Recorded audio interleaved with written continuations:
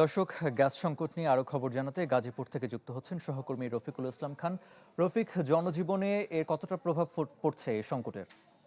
বাসাবাড়ি, শিল্প কারখানা এবং সিএনজি স্টেশনগুলোতে কিন্তু চরম আকার ধারণ করছে। আমি এই মুহূর্তে রয়েছি আসলে একটি শিল্প কারখানাতে। লিবাস নামে একটি টেক্সটাইল মিল রয়েছে। এখানে কিছুক্ষণ আগে এই কারখানা কর্তৃপক্ষ তাদের শ্রমিকদের সাথে মিটিং করেছে। অর্থাৎ চলমান গ্যাস সংকটের মধ্যে কিভাবে আসলে উৎপাদন ধরে রাখা যায় এবং যেহেতু বিভিন্ন শিল্প কারখানা ইতিমধ্যে বন্ধ হচ্ছে, এই অবস্থায় এই শিল্প কারখানা টিকিয়ে রাখার জন্য কি করা যায় সেই করণীয় ঠিক করতে আসলে শ্রমিকদের সাথে মিটিং করেছে। শুধু যে এই শিল্প কারখানা তা না, এরকম কিন্তু আমরা দেখেছি গাজীপুরে বিভিন্ন শিল্প কারখানাতেই আসলে গ্যাস সংকটের কারণে উৎপাদন অর্ধেকে নেমে এসেছে।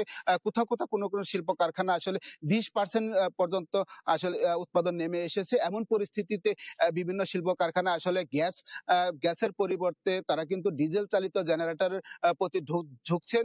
তবে সেই ক্ষেত্রে কিন্তু উৎপাদনের ব্যয় অনেক গুণ বেড়ে গিয়েছে। সেটি কিন্তু তারা আমাদের কাছে জানিয়েছেন। এমন অবস্থায় আসলে শিল্প টিকিয়ে রাখার জন্য গ্যাসের বিকল্প নেই এবং জরুরি ভিত্তিতে গ্যাস সরবরাহ বৃদ্ধির দাবি জানিয়েছে। অন্যদিকে আমরা কিন্তু দেখেছি যে সমস্ত সিএনজি স্টেশন রয়েছে সেই সমস্ত সিএনজি স্টেশন গুলোতেও কিন্তু লম্বা লাইন রয়েছে। আবার অনেক জায়গাতে সিএনজি স্টেশন আসলে গ্যাস না থাকার কারণে বন্ধও রয়েছে। এমন পরিস্থিতিতে আসলে সকলেরই কিন্তু নাভিশ্বাস উঠে গিয়েছে এবং গ্যাস না থাকার কারণে অনেক বাসও কিন্তু বন্ধ রয়েছে। এমন পরিস্থিতিতে গ্যাসের বিকল্প নেই। তো দিক মিলিয়ে আসলে দ্রুত সময়ের মধ্যে গ্যাস সমাধানের যে সংকট রয়েছে সে সমাধানের আহ্বান জানিয়েছেন। এই ছিল গাজীপুর থেকে সর্বশেষ খবর। আরিফিন। রফিক, ধন্যবাদ আপনাকে।